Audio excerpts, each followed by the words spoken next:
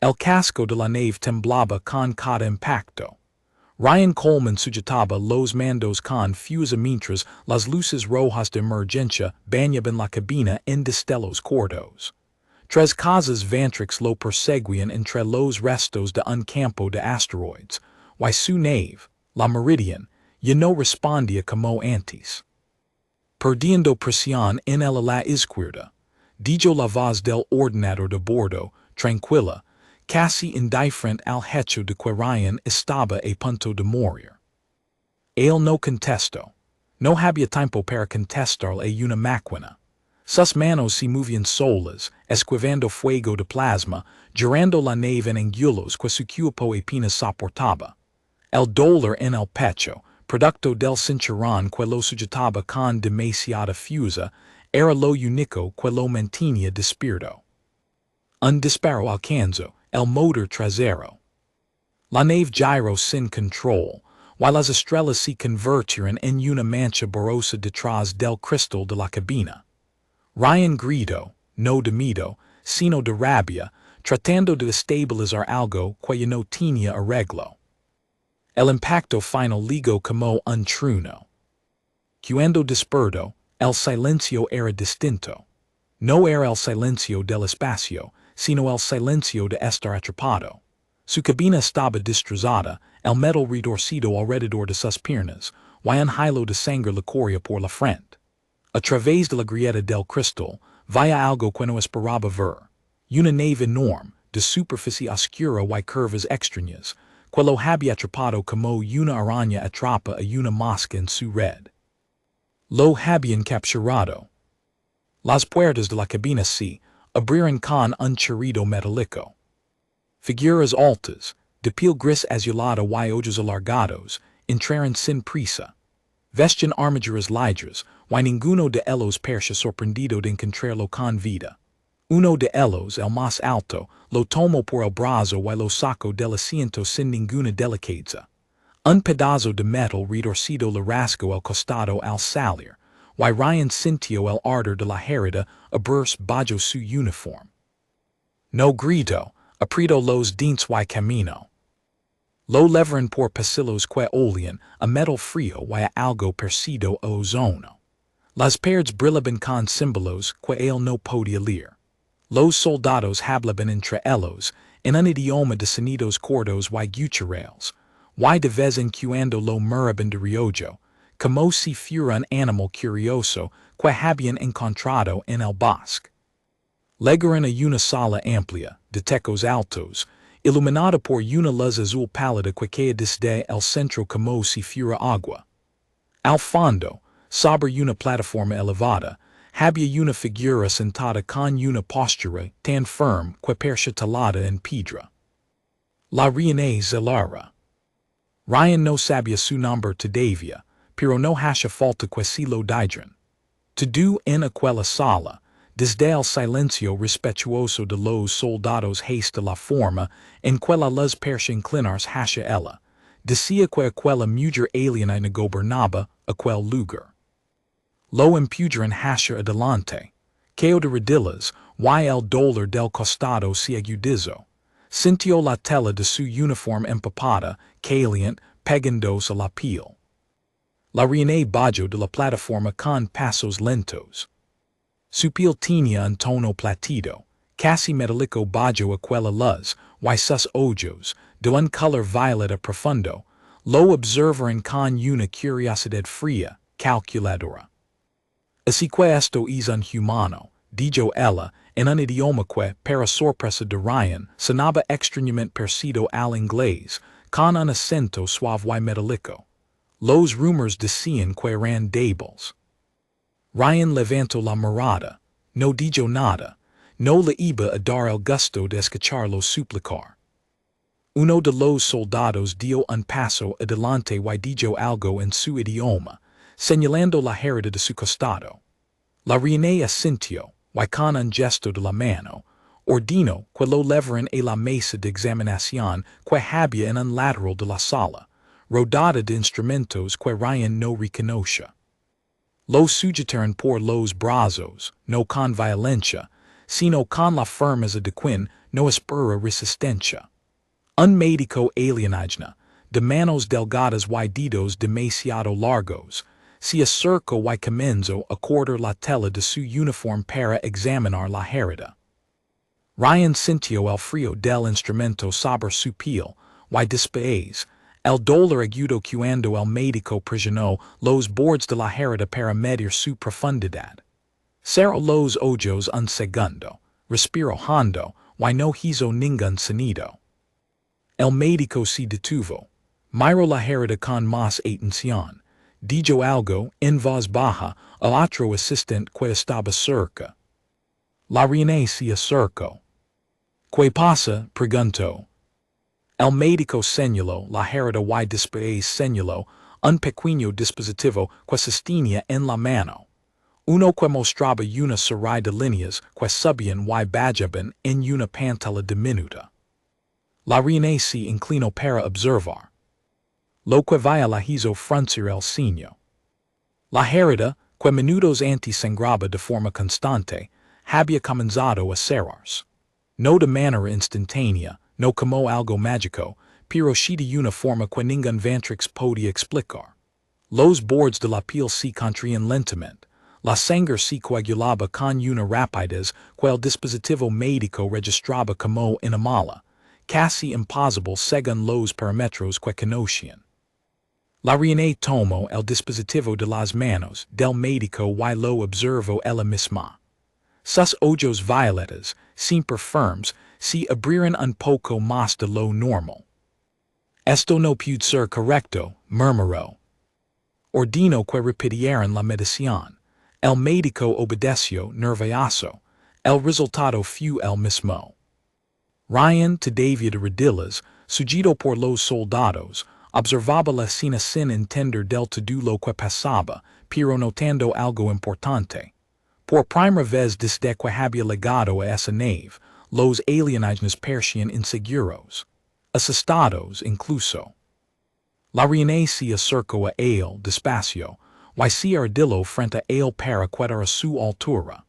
Sus ojos lo estudiaron con una intensidad nueva, distinto a la fría curiosidad de antes. ¿Cómo te llamas?, preguntó ella en voz baja. Ryan Coleman, respondió él, con la voz ronca por el dolor, pero firme. Ella asintió lentamente, como guardando el nombre en algún lugar de su memoria. Después miró de nuevo la herida, que seguía cerrándose ante sus ojos, poco a poco, como si el cuerpo de aquel hombre se negara a rendirse. En toda mi vida, dijo ella, casi para sí misma, nunca había visto algo así en una especie tan joven.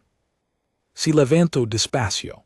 Su rostro, anti-sereno, ahora tenía una expresión que Ryan no supo identificar del todo. Algo entre el temor y la fascinación. Lévenlo a una celda segura, ordenó a los soldados. Nadie lo toca, nadie le hace daño. Quiero entender qué es esta criatura. Los soldados obedecieron sin cuestionar. Mientras lo levantaban del suelo, Ryan volvió a mirar a la reina, que seguía de pie junto a la mesa, observando el dispositivo médico como si contuviera una respuesta que ella todavía no podía comprender. Y en ese instante, aunque estaba herido, agotado y completamente solo entre enemigos, Ryan sintió algo extraño crecer dentro de él. No era esperanza todavía, pero sí la percha. Lo que él no sabía era que aquella herida, aquel simple corte en el costado, acababa de cambiar el curso de una guerra que llevaba años decidiendo sin que los humanos supieran siquiera que existía. Mientras los soldados lo arrastraban fuera de la sala, una figura salió de entre las sombras cercanas al trono. Era un ventrix mayor, de piel más oscura que los demás, con una capa larga que arrastraba por el suelo. Sus ojos, pequeños y afilados, siguieron a Ryan con una desconfianza evidente. Mi reina, dijo el anciano con una voz áspera, esa criatura debería ser destruida, no estudiada. Si su cuerpo se cura de esa manera, Imagine lo que podría hacer en batalla. La Reina Zelara no aparto la mirada del dispositivo médico que sostiene todavía en sus manos. Por eso mismo considero Draven no lo voy a destruir, respondió ella. Voy a entenderlo. Draven apretó la mandíbula, pero no discutió más. Hizo una reverencia breve y se retiró por otro pasillo, sin dejar de mirar a Ryan por encima del hombro hasta que las puertas se cerraron entre ellos. Ryan no entendió las palabras exactas, pero entendió el tono. Había hecho un enemigo sin siquiera decir una palabra. Lo llevaron por un laberinto de corredores hasta una celda pequeña, sin ventanas, con una única luz tenue en el techo. Lo dejaron caer sobre una plataforma que servía de cama, y las puertas se cerraron con un sonido metálico y definitivo. Se quedó solo, respirando con dificultad, con la mano presionada contra su costado. Bajo sus dedos, sintió que la herida ya no sangraba. La piel, aunque todavía dolía, se había cerrado casi por completo. Miró el techo de la celda, sin poder creer del todo lo que acababa de pasar. No sabía que era lo que había impresionado tanto a la reina. Para él, aquello era simplemente su cuerpo haciendo lo que siempre había hecho, resistir. Lo que no sabía era que, para los Vantrix, la capacidad de sanar tan rápido no era solo poco común. Era algo que, según sus propias leyendas, solo pertenecía a los guerreros más temidos de toda su historia. Y ahora, esa leyenda estaba encerrada en una celda diminuta, a pocos metros del trono de su reina, esperando para descubrir que vendría después. 3 días antes de que su nave fuera derribada, Ryan Coleman todavía estaba en la base orbital de la Tierra, revisando los mandos de la Meridian junto a su compañera de escuadrón, Laura Mitchell. Ella tenía el cabello recogido en una trenza apretada y una expresión de concentración que no cambiaba ni siquiera cuando bromaba. Si esta misión sale mal, dijo Laura, ajustando un cable en el panel de la nave. Quiero que sepas que fuiste el peor copiloto que tuve en toda mi carrera. Nunca fui tu copiloto, respondió Ryan, sonriendo a medias. Siempre volamos en naves separadas. Por suerte para mí. La broma no duró mucho. El comandante Nathan Price entró en el hangar con paso rápido, el rostro serio, y reunió a todo el escuadrón en pocos segundos. La colonia de Kepler llevaba 3 semanas bajo ataque de naves Vantrix, y la Tierra había decidido enviar un grupo de reconocimiento para entender qué tipo de fuerza enfrentaban. Ryan y Laura formaban parte de ese grupo. Nadie en aquella sala imaginaba que aquella misión terminaría con Ryan solo, herido, capturado en el interior de una nave enemiga, sin saber si alguno de sus compañeros seguía con vida. Ahora en la celda, Ryan repasaba esos recuerdos mientras trataba de calcular cuánto tiempo llevaba encerrado. Sin ventanas y sin reloj, el tiempo se volvía una idea difusa. Lo único que marcaba el paso de las horas era la llegada ocasional de un soldado Vantrix que le dejaba un recipiente con un líquido espeso, de sabor extraño, que supuso que era comida. La puerta de la celda se abrió sin aviso. No era un soldado esta vez, sino una figura distinta, una Vantrix de estatura menor, piel de un tono más claro, con una bata que la identificaba como parte del cuerpo médico. Llevaba varios instrumentos en una bandeja y una expresión que mezclaba curiosidad profesional con nerviosismo. Me llamo Kessa, dijo ella, en el mismo idioma metálico y suave que había usado la reina. La reina Zelara me ha encargado estudiar tu cuerpo. No voy a hacer daño, pero necesito hacer algunas pruebas. Ryan la observó en silencio, calculando sus opciones. No tenía muchas. Estaba encerrado, desarmado, y su única ventaja era algo que ni siquiera él entendía del todo. Adelante, dijo finalmente, no es como si pudiera detener.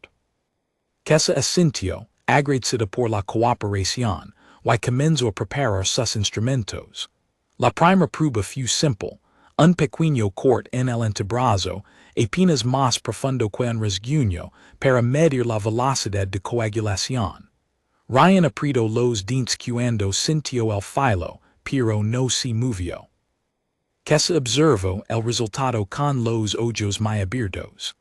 Anotó algo en un dispositivo portátil, murmurando palabras que Ryan no entendía, aunque el tono de sorpresa era universal. La segunda prueba fue distinta. Lo llevaron, escoltado por dos soldados, a una sala más grande, con una cámara transparente en el centro.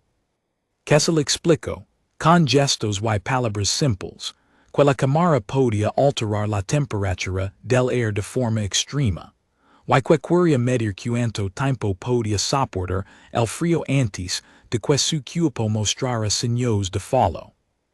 Ryan entró en la cámara sin protestar. Si le mostraba miedo, sospechaba que las cosas empeorarían.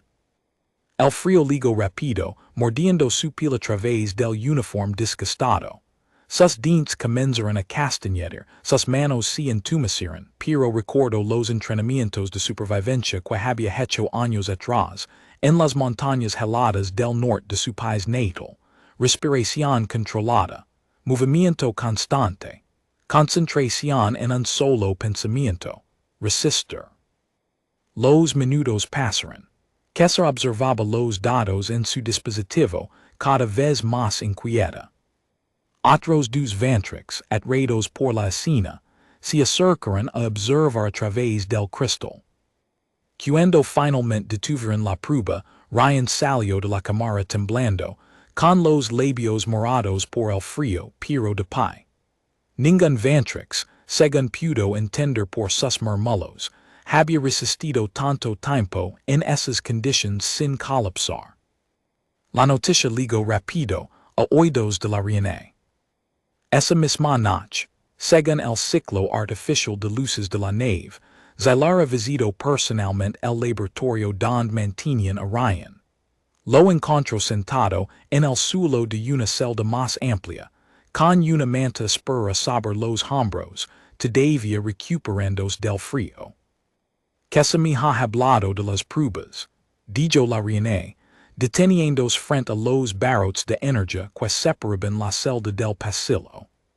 Dice que tu cuerpo se comporta de una manera que desafía todo lo que sabemos sobre las especies jóvenes. Ryan levantó la vista hacia ella. No sé qué esperabas encontrar, dijo, con voz cansada. Solo soy un piloto, no soy ningún tipo de arma secreta. Eso es lo que me preocupa, respondió Zylara, con una seriedad que sorprendió a Ryan. Si esto es normal en tu especie, y no una excepción, entonces me consigo tiene razón en preocuparse.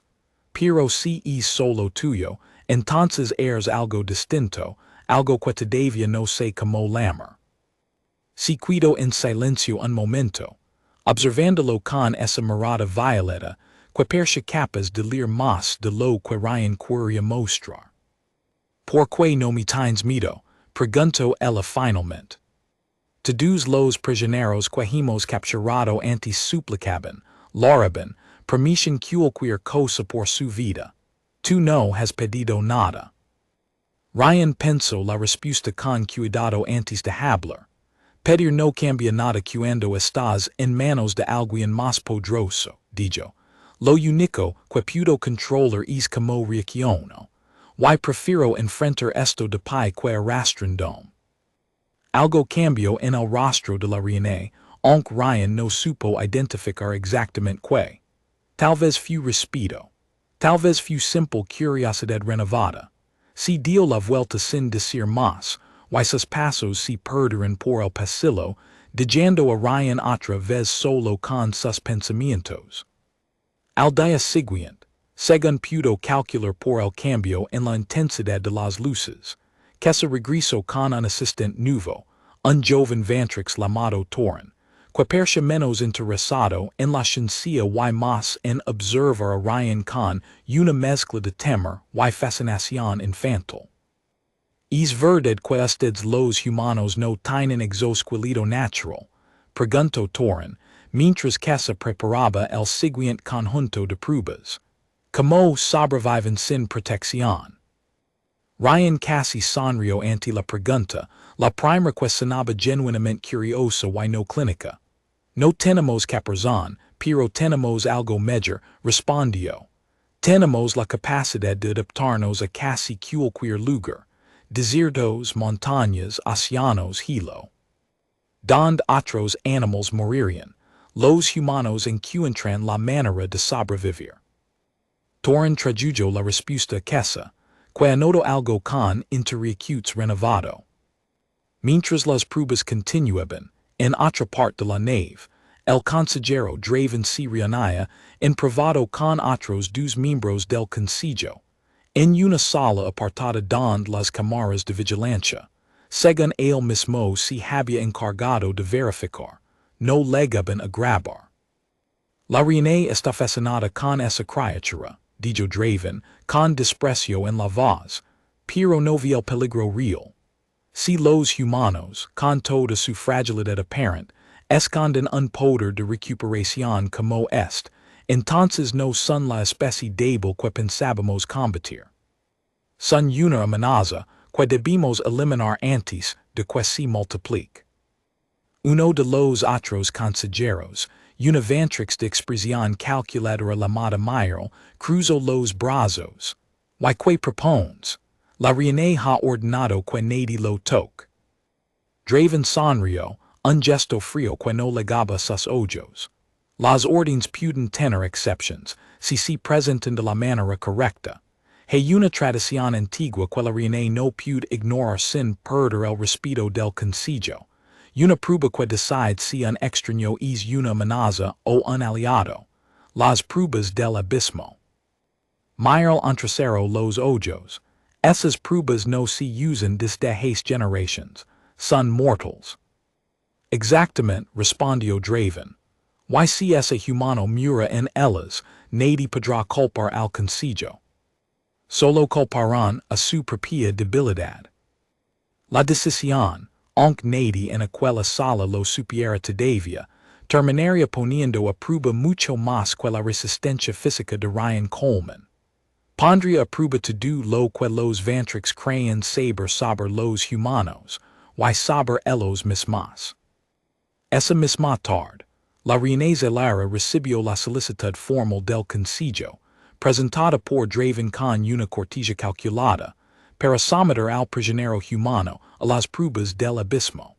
Según la tradición, ella no podía negar sin arriesgar su posición frente al consejo, especialmente cuando la petición venía respaldada por el argumento de la seguridad del imperio. Zelara leyó el documento dos veces, con el rostro impassible, aunque por dentro sentía una tensión que no había sentido en años. Sabía exactamente lo que significaban esas pruebas. Las había visto una sola vez, de niña, y el recuerdo todavía la visitaba en sueños ocasionales. Miró hacia la ventana de su sala privada, hacia las estrellas distantes, y pensó en las palabras que Ryan le había dicho la noche anterior. Prefiero enfrentar esto de pie que arrastrando. Tal vez, pensó ella, ese humano tendría la oportunidad de demostrarlo de una manera que ninguno de los dos esperaba. Esa noche, antes de firmar cualquier cosa, decidió volver a visitarlo.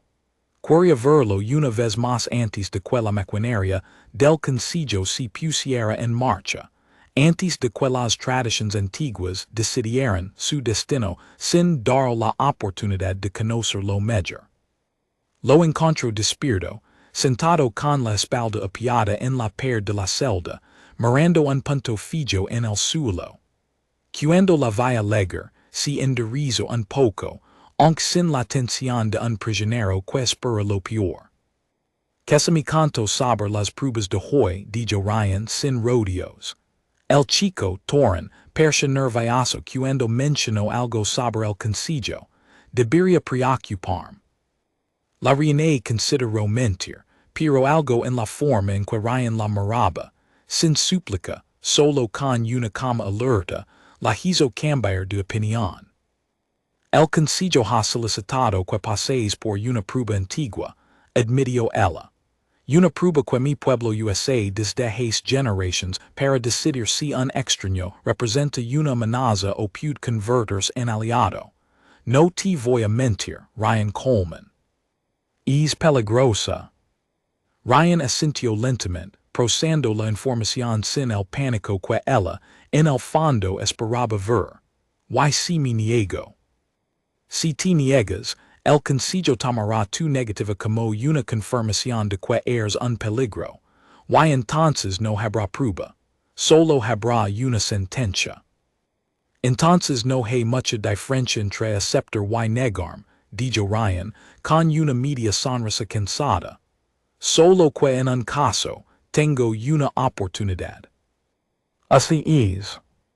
Si quedaron en silencio un momento, la barra de energía brillando tenue entre ellos. Zalara notó algo extraño en sí misma. Una parte de ella, la parte que llevaba toda su vida gobernando con lógica fría y decisiones calculadas, quería advertir que hiera, que encontrara una manera de escapar antes de que las pruebas comenzaran. Pero sabía que no había forma de escapar de aquella nave, y sabía también que Ryan, de alguna manera, ya había tomado su decisión. ¿Por qué te importa lo que me pase? Preguntó él de pronto, con una curiosidad genuina que la tomó por sorpresa. Zalara tardó un momento en responder. Porque en toda mi vida, gobernando un imperio que se extiende por más estrellas de las que puedo contar, nunca había conocido a nadie, de ninguna especie, que enfrentara el miedo de esa manera. Quiero saber que te es distinto.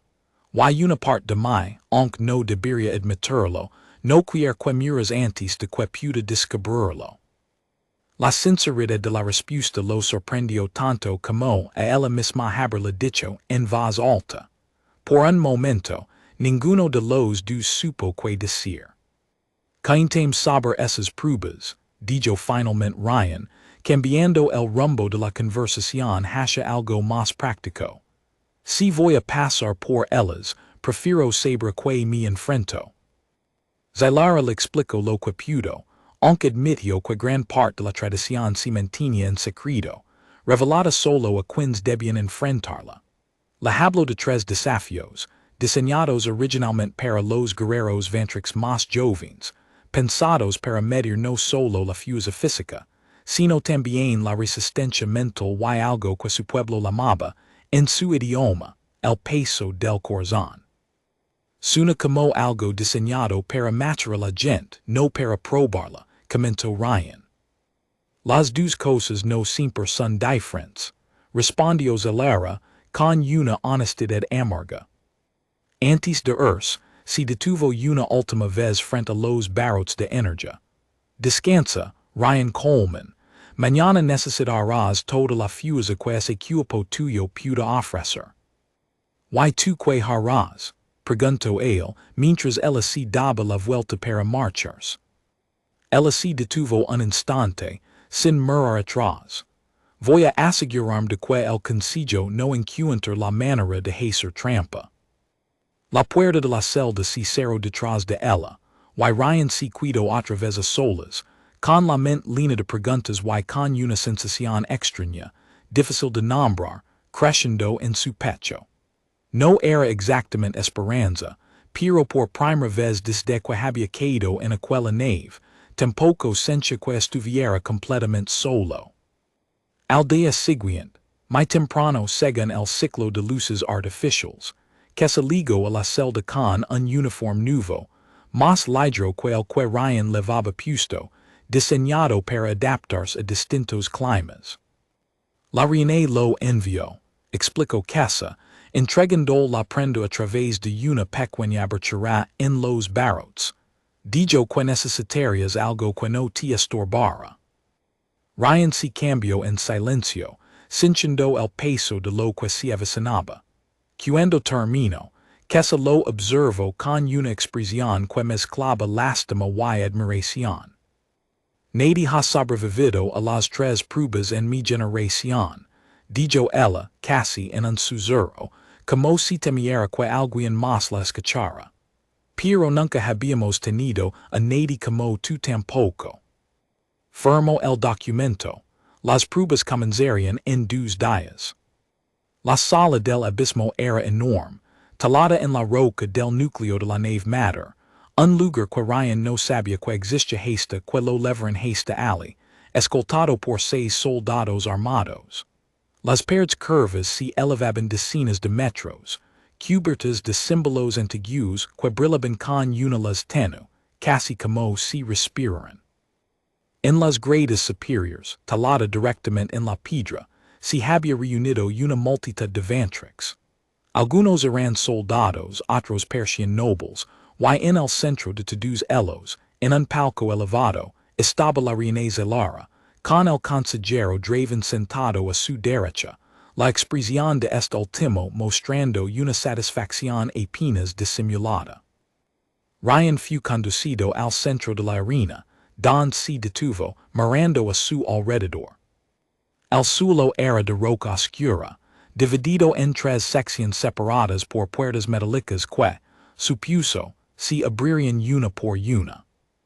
Un ventrix de voz profunda, vestido con una túnica ceremonial, se adelantó y comenzó a hablar en su idioma, dirigiéndose a la multitud. Después, se giró hacia Ryan y repitió las palabras en el idioma que él podía entender.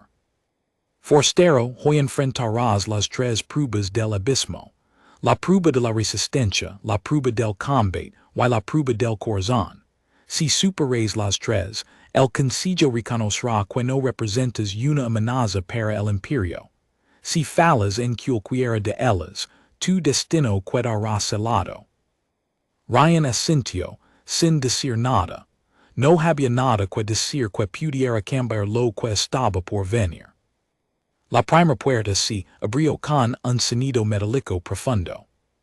La prueba de la resistencia consiste en atravesar una sección de la arena cubierta de un terreno irregular, mientras el ambiente cambiaba drásticamente cada pocos minutos. Calor extremo, después frío cortante, después una lluvia ácida liger que quemaba la piel expuesta sin llegar a ser letal. Debía cruzar de un extremo a otro antes de que un temporizador, visible en un panel sobre la arena, llegara a cero. Ryan respiró hondo y comenzó a caminar. El calor llegó primero, tan intenso que sintió que el aire mismo le quemaba los pulmones. Recordó, casi sin querer, los entrenamientos en el desierto años atrás, cuando su instructor le repetía una y otra vez que el cuerpo podía soportar mucho más de lo que la mente creía posible, si uno se negaba a rendirse. Avanzó paso a paso, con los ojos entrecerrados contra el resplandor. Después llegó el frío, tan repentino que sus músculos se tensaron de golpe. Tropezó, cayó sobre una rodilla, pero se levantó de inmediato, apretando los dientes, sin permitirse detenerse. La lluvia ácida cayó al final, liger pero constante, dejando pequeñas marcas rojas en su piel expuesta. El dolor era intenso, pero no insoportable. Ryan corrió los últimos metros, cruzando la línea final justo cuando el temporizador marcaba los últimos segundos. La multitud, que había observado en un silencio tenso, estalló en murmullos. Ryan cayó de rodillas al otro lado, respirando con dificultad, con quemaduras leves en los brazos y el rostro pálido por el esfuerzo, pero vivo. En el palco, Zelara apretó los puños sin darse cuenta, y solo los relajó cuando vaya a Ryan levantarse de nuevo, tambaleante pero de pie. Draven, a su lado, no dijo nada, aunque su expresión se había vuelto más seria. La segunda puerta se abrió antes de que Ryan pudiera recuperar el aliento por completo. De ella emergió una criatura enorme, de piel blindada y garras curvas, Un animal que los ventrix usaban tradicionalmente en estas pruebas, entrenado para atacar sin matar, pero capaz de causar heridas graves si el contrincante no sabía defenderse. El rugido que soltó resonó por toda la arena. Ryan retrocedió instintivamente, buscando algo, cualquier cosa, que pudiera usar. Encontró una barra de metal caída cerca de la puerta, restos de alguna estructura interior, y la tomó con ambas manos. La criatura cargó contra él. Ryan se lanzó a un lado en el último momento, sintiendo el aire desplazado por el cuerpo del animal al pasar junto a él. Rodó por el suelo y se puso de pie rápidamente, con la respiración agitada. No iba a ganar esa pelea por fuerza. Lo sabía.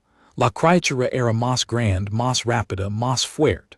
Su única opción era la inteligencia.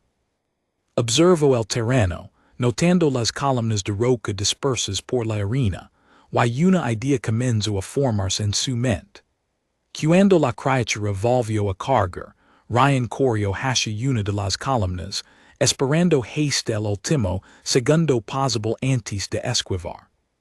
El animal, incapaz de detener su carga a tiempo, chocó contra la piedra con un impacto que hizo temblar el suelo. Aturdida por el golpe, la criatura se tambaleó. Ryan aprovechó el momento para acercarse, no para atacarla, sino para ponerse detrás de ella, fuera de su alcance inmediato, dando el tiempo a recuperarse mientras él mismo recuperaba el aliento.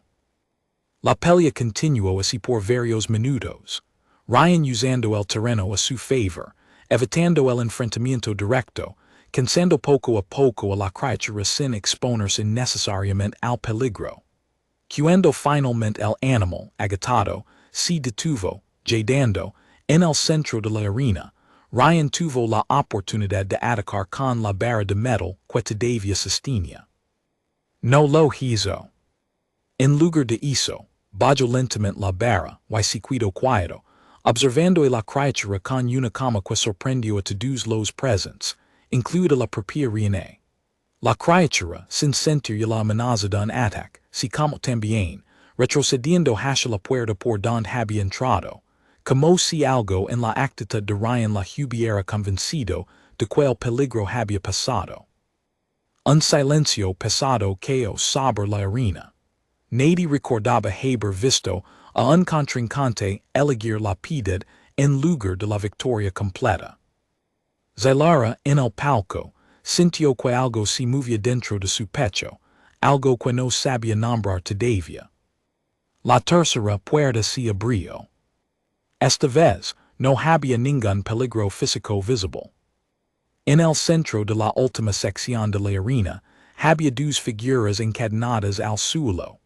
Prisioneros ventrix de aspecto demacrado que Ryan reconoció por sus uniformes desgastados como posibles dissidentes o criminales condenados. Junto a ellos había una sola arma colocada sobre un pedestal de piedra. El ventrix de la túnica ceremonial volvió a hablar. Esta es la prueba del corazón. Estos dos prisioneros han sido condenados por traición al imperio. La tradición dicta que el forastero debe decidir su destino. Tomar el arma y ejecutar la sentencia, demostrando que comprende el peso de la justicia ventrix. O negarse, y aceptar las consecuencias de desafiar la tradición.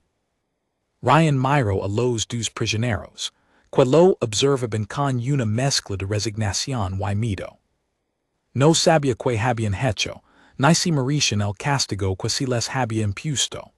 Lo único que sabía era que no iba a convertirse en verdugo de nadie, mucho menos como parte de un espectáculo diseñado para probar su valor. Camino hacia el pedestal, tomó el arma entre sus manos, sintiendo su peso, y después la dejó caer al suelo, lejos del alcance de cualquiera. No voy a matar a nadie para demostrar que no soy un peligro, dijo, con voz clara, aunque sabía que la mayoría de la multitud no entendería sus palabras sin traducción. Si eso significa que follow esta prueba, entonces follow. Pero no voy a convertirme en lo que ustedes temen que soy solo para salvar mi propia vida. El silencio que siguió fue absoluto. Incluso Draven, siempre tan seguro de sí mismo, pareció desconcertado. El ventrix de la túnica ceremonial, después de un largo momento, se giró hacia el palco real, esperando instrucciones. La tradición no contemplaba claramente que sucedía cuando alguien se negaba de esa manera específica, sin violencia, sin súplica, simplemente con una negativa firme y calmada. Zelera se puso de pie, toda la sala se giró hacia ella. La prueba del corazón, dijo, con voz fuerte, que resonó por toda la arena, no fue diseñada para medir la disposición a matar. Fue diseñada, hace generations, para medir si un extraño comprende el verdadero peso de la vida y la muerte. Y ese forastero acaba de demostrar que lo comprende mejor que muchos de los que estamos aquí sentados. Draven se levantó de golpe. Mi reina, con todo respeto, eso no es lo que dicta la tradición. La tradición, lo interrumpió Zelera, con una autoridad que no dejaba lugar a discusión, la interpreto yo, como reina de este imperio. Y yo digo que Ryan Coleman ha superado las tres pruebas del abismo. Un murmullo se extendió por toda la multitud, algunos en señal de aprobación, otros claramente en desacuerdo, pero ninguno se atrevió a contradecir abiertamente a su reina. Ryan todavía de pie junto al pedestal vacío, sintió que las piernas casi le falaban, no por el esfuerzo físico, aunque también estaba agotado, sino por el peso de todo lo que acababa de suceder. Había entrado a esa arena esperando morir, y en cambio, había salido de ella habiendo cambiado, quizás, algo mucho más grande que su propio destino.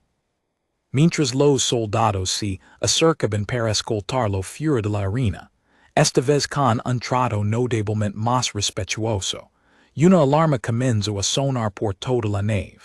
Un sonido agudo y repetitivo que hizo que todos los presentes se pusieran tensos de inmediato.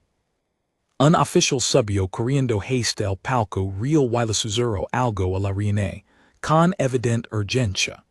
El rostro de Zelera, que segundos antes mostraba una autoridad tranquila, se transformó en preocupación genuina. ¿Qué pasa?, preguntó Ryan, notando el cambio inmediato en el ambiente de la sala. Fue Draven quien respondió, con una sonrisa fría que no auguraba nada bueno. Pers, humano, que tus amigos han venido a buscar. Una flota humana acaba de aparecer en los límites de nuestro territorio.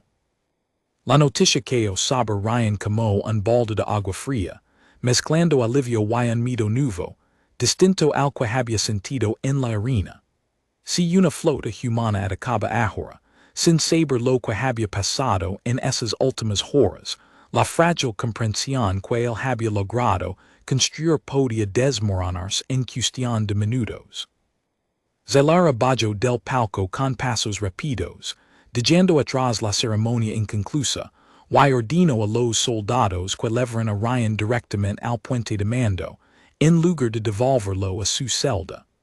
Draven intentó protestar, pero la reina ya se había alejado, seguida de cerca por Kessa, que corría para mantener el paso.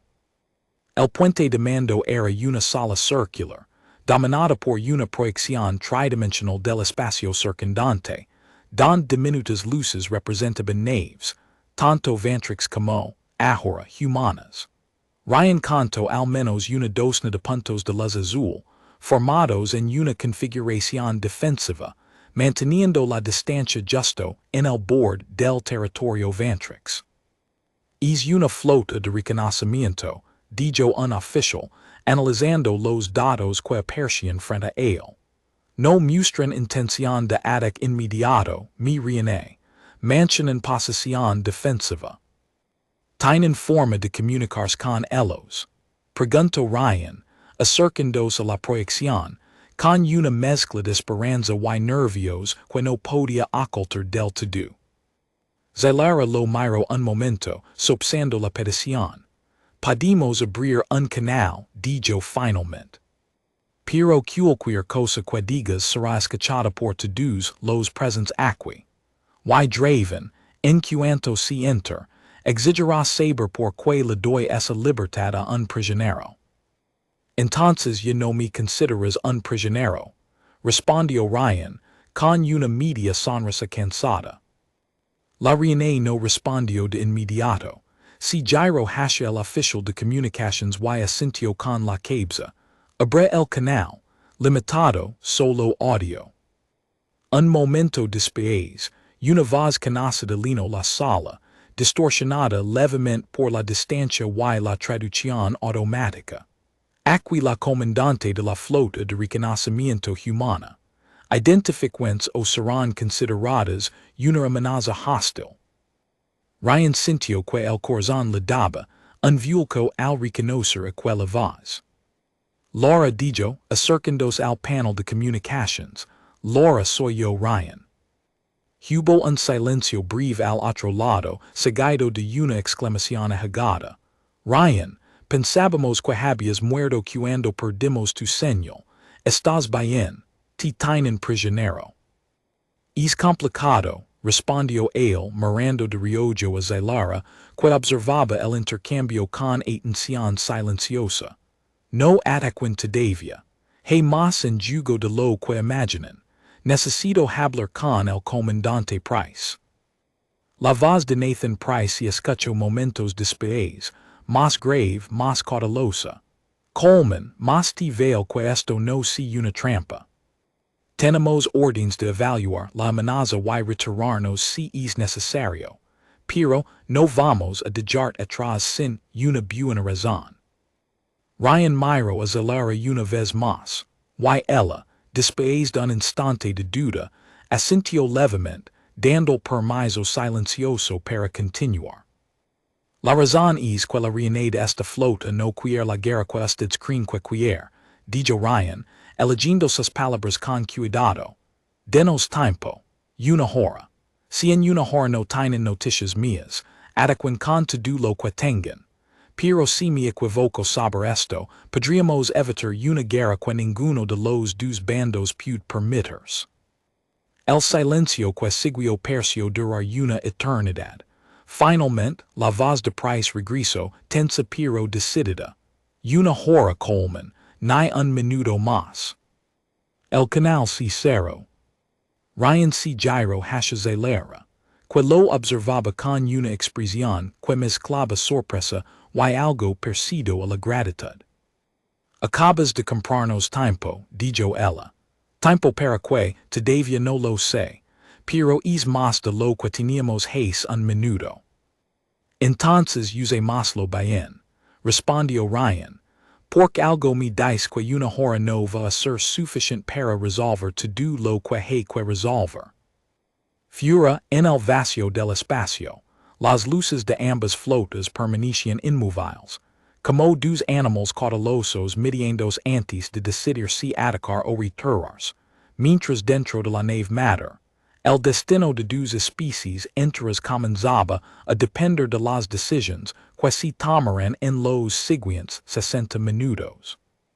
La hora apenas había comenzado cuando todo cambió. Una nueva señal apareció en la proyección del puente de mando, más de 20 puntos rojos surgiendo desde un sector no cartografiado, moviéndose a una velocidad que ningún sensor Vantrix había registrado antes. El oficial de comunicaciones palideció al leer los datos. Mi reina, no son naves humanas ni Vantrix, dijo, con voz alterada. El patrón de energía coincide con los registros de los saquidores krill. Se dirigen directamente hacia ambas flotas. Ryan sintió que se le helaba la sangre.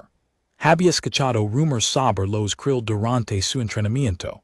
Una facción de paradas espaciales que atacaba sin distinción de bandera, alimentándose de los recursos y la tecnología de cualquier nave que encontraran, sin importar si era humana, Vantrix, o de cualquier otra especie. ¿Cuánto tiempo tenemos? Pregunto Zelara, y moviendos hacia el centro del puente, su voz transformada en la de una comandante lista para la batalla. Menos de 10 minutos, mi reina. Ryan no lo pensó dos veces. Corrió hacia el panel de comunicaciones, buscando reabrir el canal con la flota humana. Necesito hablar con Price ahora. El oficial Vantrix dudó, mirando a la reina en busca de confirmación. Ella asintió sin vacilar. El canal se abrió. Price escuchame, dijo Ryan con urgencia. Una flota de saqueadores krill se dirige hacia ambos bandos. No les importa quién si humano o Vantrix van a atacarnos a todos. Hubo un silencio breve, seguido de una maldición ajegada al otro lado de la línea. Tenemos los krill en nuestros registros. Son malas noticias, Coleman, muy malas. Entonces necesitamos trabajar juntos, aunque si solo por los próximos minutos, dijo Ryan. Coordinar defensas, compartir posiciones. Es la única forma de que ambas flotas sobreviven a esto. La decisión no era fácil, y Ryan lo sabía. Pero un comandante humano que confiara en una flota enemiga en cuestión de segundos era casi imposible. Pero Price, después de un momento que pareció eterno, respondió con una sola palabra. Hecho. Lo que siguió fue una danza caótica de comunicación y estrategia, con Zelara y Price coordinando posiciones a través de Ryan, que hace lo posible por traducir no solo palabras, sino también intenciones. Introduce culturas que apenas unos minutos antes se habían considerado enemigas mortales. Las naves krill llegaron como una tormenta oscura, disparando sin patrón apparent, buscando el caos más que la victoria estratégica. La batalla que siguió fue intensa, las naves humanas y Vantrix maniobrando en formaciones improvisadas, cubriéndose mutuamente en un baile que ninguno de los dos bandos había ensayado nunca. Ryan observaba desde el puente, impotente para ayudar directamente en el combate espacial, pero atento a cada movimiento, buscando patrons, buscando algo que su experiencia como piloto pudiera ofrecer.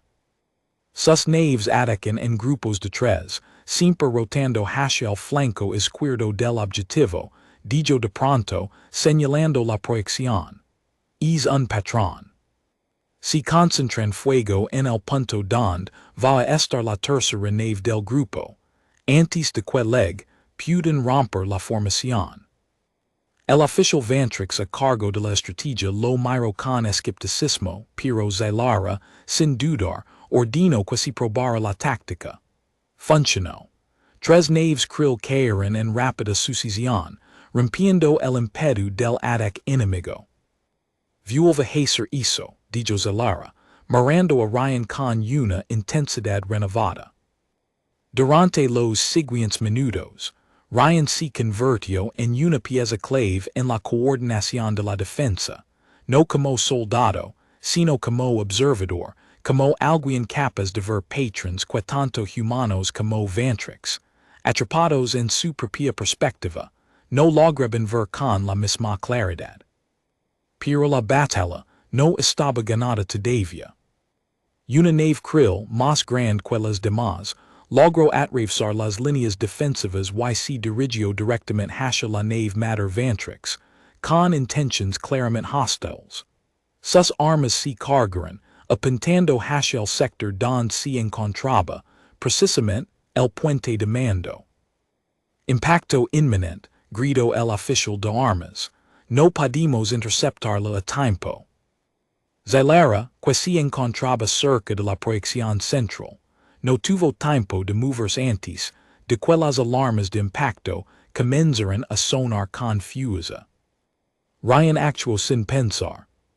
Se lanzó hacia ella, empuñando la furia de la trayectoria directa justo cuando una sección del techo del puente explotó, lanzando fragmentos de metal y chispas por toda la sala.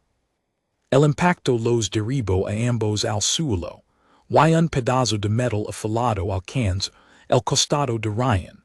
Exactamente en el mismo lugar donde había sido herido días antes, abriendo la herida que apenas había terminado de sanar.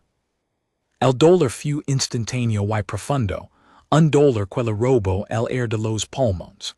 Pero incluso así, lo primero que hizo fue asegurarse de que el aire estuviera bien, cubriéndola con su propio cuerpo mientras otro fragmento de la estructura que cerca de ellos. Ryan, gritó ella, al ver la sangre extendiéndose rápidamente sobre su uniforme. Estoy bien, mintió él, apretando los dientes, tratando de levantarse. Hay que seguir coordinando la defensa. No estás bien, respondió Zalara, con una urgencia que Ryan no había escuchado en su voz hasta ese momento. Llamó a gritos a Kessa, que se encontraba en otra sección del puente, ayudando con los sistemas de soporte vital. Kessa ligó corriendo, y en cuanto via la herida, su expresión se transformó en preocupación genuina. Es profunda, dijo, presionando un vendage improvisado contra el costado de Ryan. Necesita atención médica inmediata. Todavía no, insistió Ryan con la voz débil pero decidida. La batalla no ha terminado.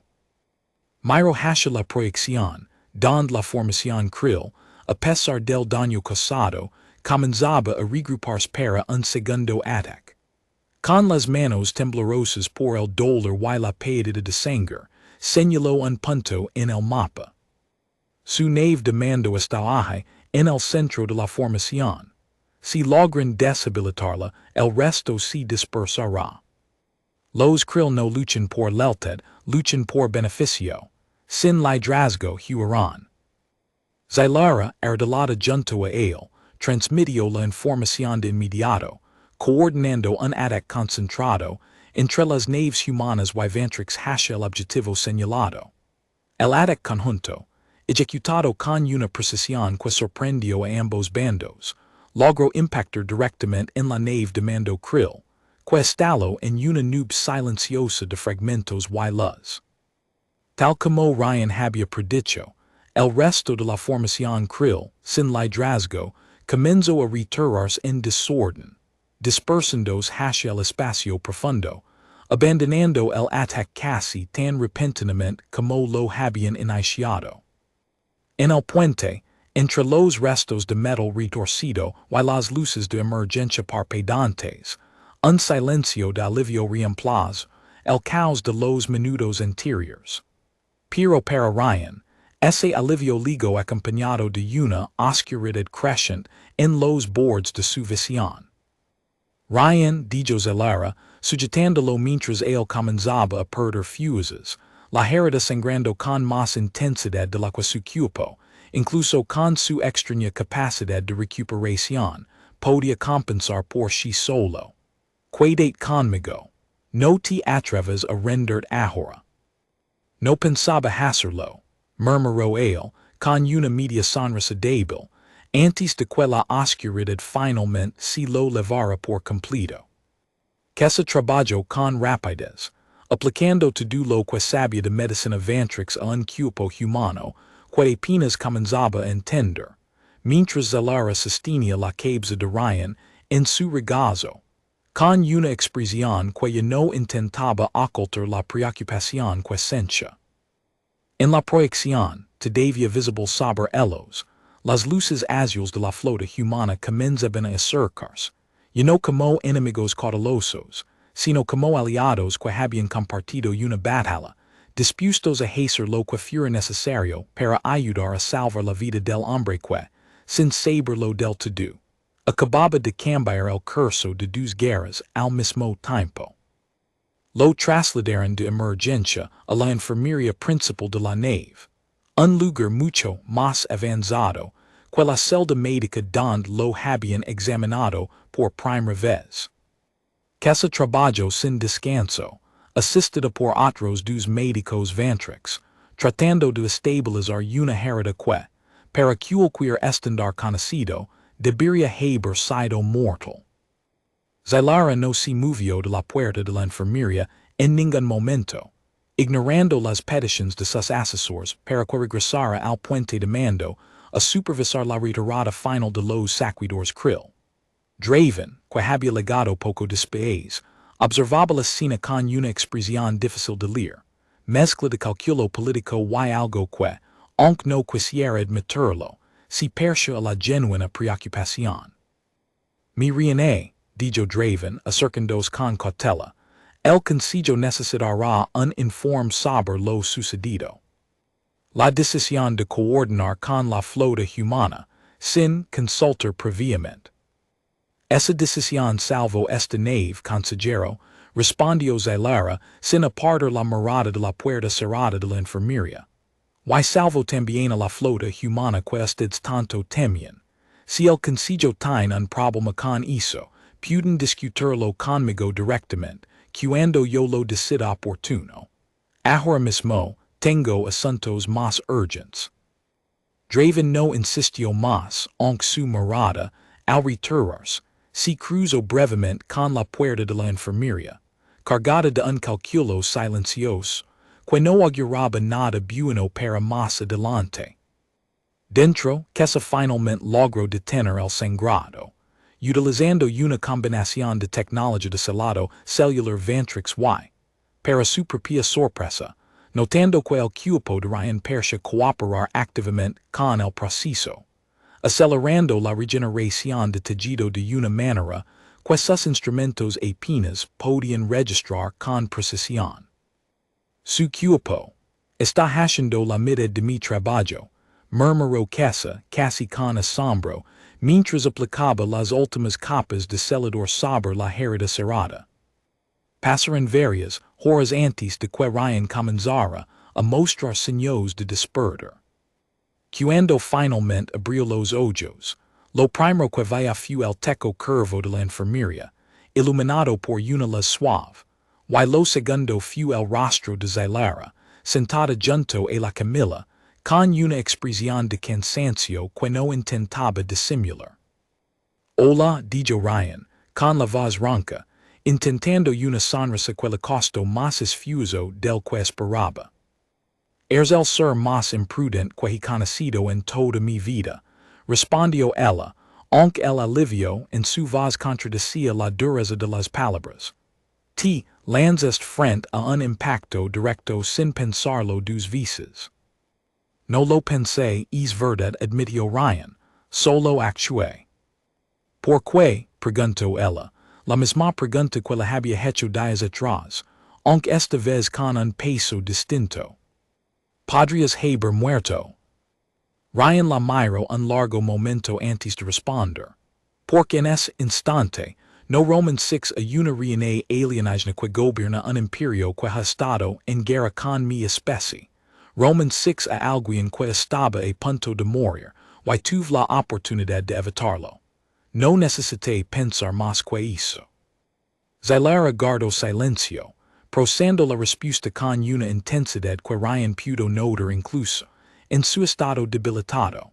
Finalmente, él extendió la mano y, con un gesto que sorprendió a ambos, la posó suavemente sobre la de él, un contacto breve pero cargado de un significado que ninguno de los dos necesitaba explicar en voz alta. La flota humana sigue esperando noticias, dijo ella después de un momento, retirando la mano con cierta timidez que no encajaba con su porte habitual de gobernante. El comandante Price ha preguntado por ti 3 veces en la última hora. Entonces creo que es hora de dar algunas noticias, respondió Ryan, intentando incorporarse, aunque Kessa, que había regresado a la sala, lo detuvo con firmeza. Nada de levantarse todavía, dijo ella. Por más rápido que sea ese cuerpo tuyo, sigue siendo un cuerpo, no un milagro.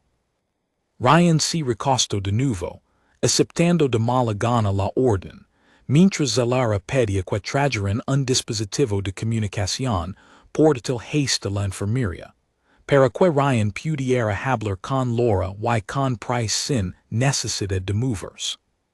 La conversación que siguió fue breve pero cargada de emoción contenida. Laura, al enterarse de la herida, insistió en que la flota humana enviara un equipo médico para ayudar. Una oferta que Zelara, para sorpresa de todos los presentes, aceptó sin dudarlo, un gesto pequeño pero significativo de la confianza que había comenzado a crecer entre ambos bandos en cuestión de horas. Mientras tanto, en otra sección de la nave, Draven se reunía nuevamente con Myro y con un tercer miembro del Consejo, un ventrix corpulento llamado Gareth, para discutir lo que consideraban un peligroso cambio de rumbo por parte de su reina. Esto ya no se trata solo del humano, dijo Draven, con la voz baja pero cargada de urgencia. Se trata de una alianza que podría redefinir el equilibrio de poder en toda la región.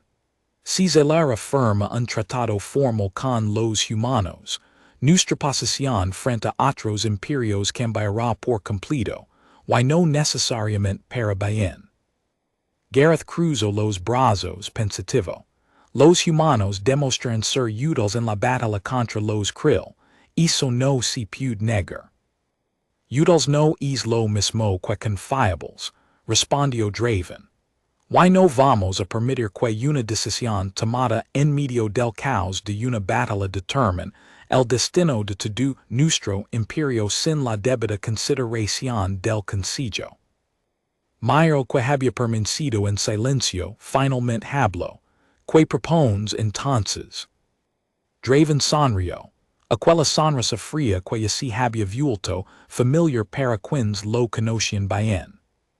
Propongo que levemos este asunto ante el Consejo Pleno, en cuanto la nave regrese a territorio seguro. Y propongo que nos aseguremos de que el Consejo escuche todos los argumentos, no solo los que favorecen a la reina. La reunión terminó sin una decisión clara, pero con una certeza compartida entre los tres. El camino que Zelara había comenzado a trazar no sería aceptado sin resistencia, y esa resistencia, tarde o temprano, tendría que enfrentarse directamente, tanto dentro del Consejo como, quizás, en un terreno mucho más peligroso. Cuando la nave mater regresó a territorio ventrix seguro, 3 días después de la batalla contra los saqueadores Krill, Ryan ya podía caminar sin ayuda, aunque se insistía en revisarlo 2 veces al día. Todavía maravillada por la velocidad con la que su cuerpo continuaba sanando. El Consejo Pleno se reunió en una sala circular mucho más grande que la del puente de mando, con asientos dispuestos en niveles ascendentes alrededor de un espacio central donde, según le explicó Zelara a Ryan antes de entrar, se tomarían las decisiones más importantes para el futuro del imperio. Draven ya se encontraba presente cuando ellos llegaron, junto a Myro Gareth, y una docena más de consejeros de distintas regiones del territorio ventrix. Su expresión, al ver a Ryan caminar junto a la reina, con paso firme aunque todavía visiblemente recuperándose, no ocultaba del todo su disgusto. Zelara tomó la palabra primero, explicando con detalle los eventos de los últimos días. La captura de Ryan, las pruebas del abismo que había superado, la llegada de la flota humana, el ataque conjunto de los saqueadores Krill, y la defensa coordinada que había salvado a ambas flotas de una destrucción casi segura. Lo que propongo, concluyó ella, dirigiéndose a todo el Consejo, es la apertura de negociaciones formales con la especie humana, comenzando con un tratado de no agresión, y explorando la posibilidad de una alianza más amplia en el futuro. El silencio que siguió fue tenso, roto finalmente por Draven, que se puso de pie con la autoridad de quien lleva años ejerciendo influencia en aquella sala. Mi reina, respiró profundamente su liderazgo, comenzó, con un tono cuidadosamente calculado para sonar razonable, pero lo que propone es un cambio radical basado en las acciones de un solo individuo. Unhumano, por más exceptional que si, no representa a toda su especie. Que garantias tenemos de que el resto de los humanos comparten su disposición a la paz. Ryan, que había permanecido en silencio hasta ese momento, dio un paso adelante, con el permiso silencioso de Zailara. No puedo hablar por toda mi especie, dijo, dirigiéndose directamente al concilio, igual que ninguno de ustedes puede hablar por todo el imperio Vantrix sin el consentimiento de su reina. Pero puedo decirles esto, hace unos días, mi comandante y yo estábamos dispuestos a considerar a los Vantrix como enemigos irredeemables. Y ustedes probablemente pensaban lo mismo de nosotros. Sin embargo, cuando ligo un peligro real, un peligro que no distingue entre banderas, encontramos una forma de trabajar juntos, sin ensayos, sin preparación, solo porque ambos bandos entendieron que sobrevivir juntos era mejor que morir separados.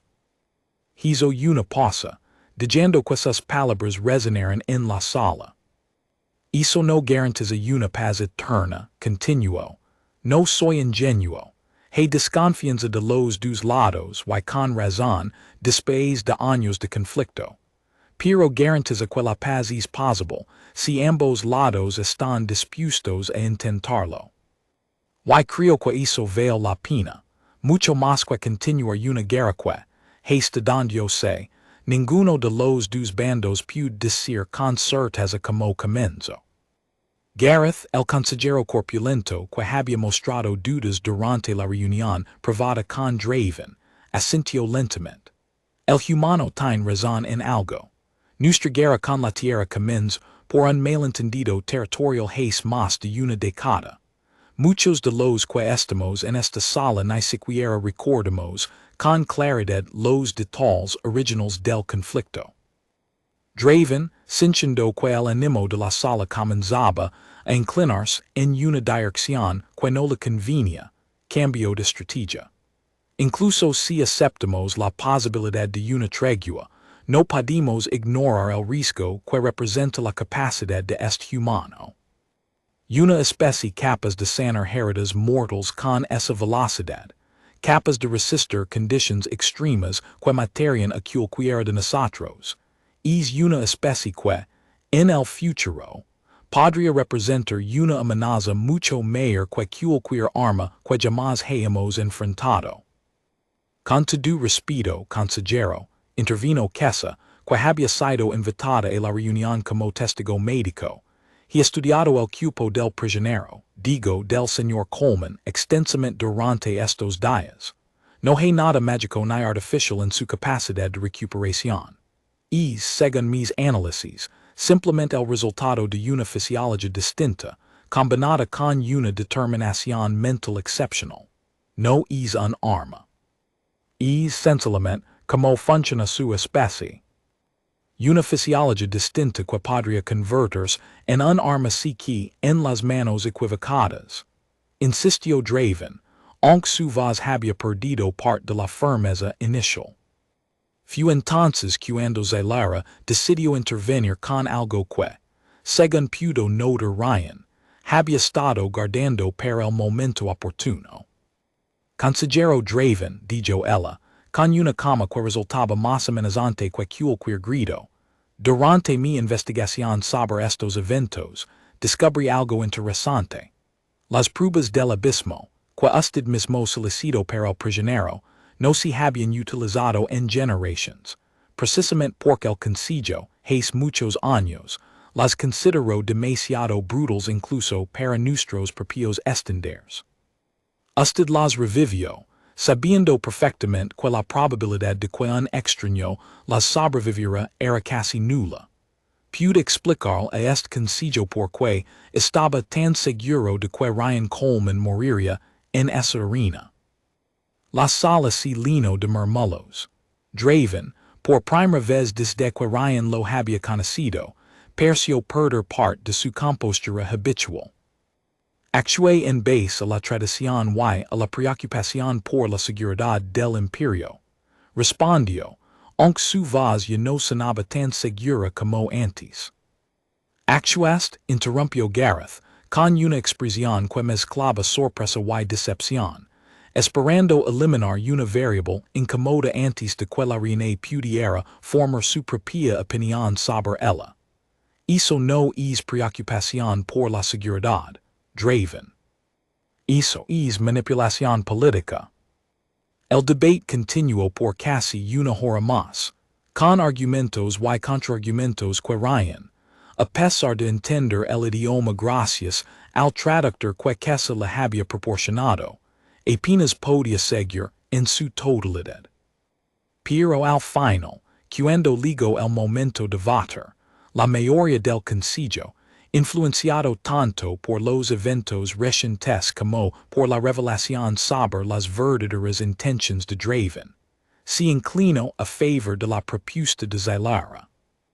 Las negociaciones formales con la Tierra comenzarían de inmediato. Draven abandonó la sala en silencio, sin más protestas, aunque la mirada que le dirigió a Ryan antes de salir dejaba claro que la enemistad entre ellos estaba lejos de terminar por completo. Myrtle, por su parte, se acercó brevemente a Zylara antes de retirarse, ofreciendo una disculpa formal por haber dudado de su juicio, algo que, según pudo notar Ryan, no era común entre los consejeros Vantrix. En los días siguientes, mientras los detalles del tratado se negociaban entre representantes humanos y Vantrix, Ryan finalmente tuvo la oportunidad de reunirse en persona con Laura Mitchell y Nathan Price, que llegaron a bordo de una nave de transporte diplomático, autorizada a atracar directamente en la nave mater. El reencuentro fue emotivo, cargado de abrazos y de la clase de bromas, que solo compañeros, que han sobrevivido juntos a situaciones extremas pueden compartir. Laura, después de examinar de cerca las cicatrices apenas visible en el costado de Ryan, sacudió la cabeza con incredulidad. Te disparan, te apuñalan, y sales caminando como si nada, dijo ella, con una mezcla de alivio y exasperación. ¿Cómo es posible que sigas vivo? Terquedad principalmente, respondió Ryan, sonriendo de verdad por primera vez en días. Y quizás un poco de suerte. Price, más reservado pero igualmente aliviado, le extendió la mano, un gesto simple que, en aquel momento, significaba mucho más de lo que las palabras podían expresar. Hiciste algo que ningún manual de estrategia nos enseñó jamás, Coleman. Convertiste un enemigo en un aliado, en cuestión de horas, en medio de una batalla. Eso no se aprende en ningún entrenamiento. No lo planeé, admitió Ryan. Solo hice lo que me pareció correcto en cada momento. La ceremonia de firma del tratado se llevó a cabo 2 semanas después, en una sala especialmente preparada para el evento, con representantes de ambas especies presentes, tanto de manera física como a través de transmisiones en vivo hacia sus respectivos gobiernos. Zylara y Price firmaron el documento juntos, sellando formalmente el fin de la guerra y el comienzo de una relación diplomática que, aunque frágil todavía, representaba una posibilidad que pocos, en ambos bandos, habían creído alcanzable apenas un mes antes. Durante la ceremonia, Zylara pidió un momento para dirigirse tanto a los presentes como a las transmisiones, y sus palabras, aunque dirigidas oficialmente a ambos imperios, parecían tener un destinatario mucho más específico. Cuando este hombre llegó a nuestra nave, dijo ella, mirando brevemente hacia donde Ryan se encontraba de pie, junto a Laura y Price, lo vimos como una anomalía, como algo que desafiaba todo lo que creemos entender sobre las especies jóvenes del universo. Pero con el tiempo, comprendimos que lo verdaderamente extraordinario no era su capacidad de sanar heridas, sino su capacidad de elegir la compasión, incluso, cuando la crueldad habría sido más fácil, de elegir la confianza incluso, cuando la desconfianza estaba completamente justificada. Si esa es una característica común entre los humanos, entonces no solo no debemos temerlos, deberíamos aspirar a aprender de ellos.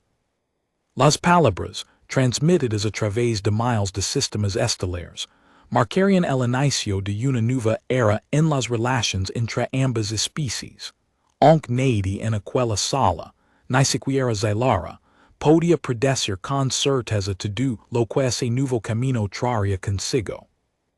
Antes de que las celebrations terminaran del todo, que se acercó a Ryan con Torin a su lado, ambos con expresiones que mezclaban alivio y una especie de orgullo temido, como si de alguna manera se sintieran parte de todo lo que había sucedido. Cuando te trajeron por primera vez a mi laboratorio, dijo Kessa, pensé que sería solo un conjunto de datos interesantes para mis informes. No esperaba que terminaría preocupándome de verdad por lo que te pasara. Yo pensé que ibas a ser mi peor pesadilla con tantas agujas y pruebas, respondió Ryan, con una sonrisa sincera. Resulté ser de las pocas personas en esta nave que me trato como alguien, no como una amenaza o un experimento. Torin más temido dio un paso adelante. Quería preguntarte algo si no te molesta. Ryan asintió, invitándolo a continuar. Cuando elegiste no matar a esos prisioneros, en la prueba del corazón, sabías que podías perder, verdad. Sabías que esa decisión podía costar la vida. Lo sabía, confirmó Ryan sin dudar. ¿Por qué elegiste eso, entonces? ¿Por qué arriscar todo, por una regla que ni siquiera era tuya? Ryan pensó la respuesta con calma, consciente de que aquel joven Vantrix realmente buscaba entender, no solo cumplir con una curiosidad pasajera. ¿Por qué reglas que uno sigue por miedo a las consecuencias? Dijo finalmente. ¿Hay principios que uno sigue porque, sin ellos, ya no reconocería la persona en la que se convertiría después? No iba a cambiar quien soy solo para sobrevivir un poco más. De nada habría servido salvar mi vida si en el proceso perdía todo lo que la hace valer la pena. Torin se quedó en silencio un momento, procesando la respuesta con una seriedad poco común para alguien tan joven. Kessa a su lado, sonrió con una calidez que Ryan no había visto en ella durante los primeros días de exámenes fríos y mediciones clínicas. Creo, dijo Kessa finalmente, que ese tipo de pensamiento es lo que más nos ha costado entender de tu especie. Nosotros medimos la fuerza por lo que uno está dispuesto a hacer para sobrevivir. Ustedes, al parecer, la miden también por lo que uno se niega a hacer, incluso para sobrevivir. Tal vez esa sea la lección más importante de todo esto, respondió Ryan. No la que aparece en ningún tratado, ni en ningún informe médico, pero la más importante de todas. Se despidieron poco después, con la promesa, por parte de Kessa, de mantener contacto a través de los canales diplomáticos que pronto se establecerían entre ambos imperios, y con Torin prometiendo, entre risas, que algún día visitaría la Tierra para ver con sus propios ojos como vivían realmente los humanos, sin la distorsión de años de propaganda de guerra. Esa noche, después de que las celebrations officiales terminaran, Ryan se encontró a solas con Zylara en un mirador privado de la nave, un espacio con grandes ventanas que ofrecen una vista directa hacia las estrellas distantes, el mismo tipo de vista que él había contemplado semanas atrás, mientras decidía firmar el documento que autorizaba las pruebas del abismo. ¿Qué harás ahora?, preguntó ella, sin apartar la mirada de las estrellas. Supongo que regresarás a la Tierra, a tu vida interior. Ryan consideró la pregunta con cuidado antes de responder. Suppongo que si, eventualmente, aunque algo me dice que mi vida interior ya no existe exactamente como la de no después de todo esto. Te arrepientes, preguntó ella, jurandos finalmente para mirarlo directamente. Para nada, respondió él, sin dudar. Si mi nave no hubiera caído en tu territorio, si no me hubieras dado la oportunidad de demostrar quién soy en lugar de asumir lo peor de mí, ninguno de nosotros estaría aquí ahora, mirando hacia un futuro que, hace poco, parecía imposible. Zalera sonrió, un gesto pequeño pero genuino, muy distinto a la frialdad calculada que había mostrado la primera vez que Ryan la veía. Entonces quizás, dijo ella, esa herida en tu costado no fue solo el comienzo de una prueba médica. Fue el comienzo de algo mucho más grande. Ryan miró hacia las estrellas junto a ella, pensando en todo lo que había pasado, desde que su nave cayó del cielo hacia un destino que jamás habría podido imaginar. Las pruebas, la batalla, el concilio, y sobre todo, la extraña amistad, y quizás algo más, que había crecido entre él y una reina que gobernaba un imperio que apenas semanas atrás había sido su enemigo declarado. Para dos especies enteras, dijo finalmente, con una sonrisa cansada pero sincera, creo que sí. El comienzo de algo mucho más grande.